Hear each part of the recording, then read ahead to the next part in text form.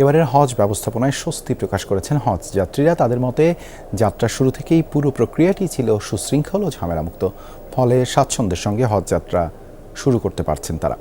শুক্রবার দিবাগত রাতে 419 জন যাত্রী নিয়ে প্রথম হজ ফ্লাইট ঢাকা ছেড়ে যায়। প্রথম দিনে নির্ধারিত 14টি ফ্লাইটে মোট যাত্রী সংখ্যা 5,661 জন। এর মধ্যে 7টি ফ্লাইটে সৌদি আরবের উদ্দেশ্যে ছেড়ে গেছে চলতি বছর সরকারি ও বেসরকারি ব্যবস্থাপনায়। সিলন টি রপ্তানিতে শীর্ষে। বাংলাদেশ থেকে মোট ৭৮,৫০০ জন হজ যাত্রী সৌদি আরব যাচ্ছেন। এ পর্যন্ত সৌদি আরবে পৌঁছেছেন ২,৪৫৫ জন। সৌদি অংশের ইমিগ্রেশন, বোর্ডিং পাস সহ যাবতীয় কার্যক্রম কম সময়ের মধ্যে এবং কোনো ধরনের হয়রানি ছাড়াই সম্পন্ন হওয়ায় সন্তুষ্টি প্রকাশ করেছেন তারা।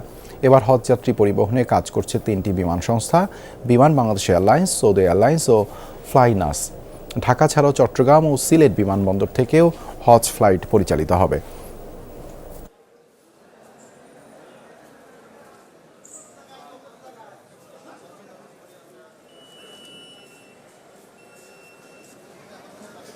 যদিও এটা আমার প্রথম, এর আগে আমি যাইনি, কিন্তু যা পরিস্থিতি দেখেছি আলহামদুলিল্লাহ খুবই ভালো। আল্লাহর ঘর এবং মদিনা শরীফ দেখার জন্য আল্লাহ যেন সেটা কবুল করেন। এবার সার্বিক ব্যবস্থা আমার কাছে খুব সুন্দর লাগতেছে। এবার যে সার্বিক ব্যবস্থা হয়েছে এটা খুব ভালো হয়েছে। এটাতে আগামীতে মনে হয় এর থেকে আরও ভালো হবে এই আশা করি। সৌদি আরবে আমাদের যে জেদ্দা কাউন্সিলর তার টিম নিয়ে কিন্তু তাদেরকে রিসিভ করেছেন। ইতিমধ্যেই হজ যাত্রীগণ মক্কার বাড়িতেও প্রবেশ করেছে। মোট 10টি সৌদি কোম্পানির অধীনে কিন্তু আসলে তাদের সার্ভিস প্রদান করা হচ্ছে।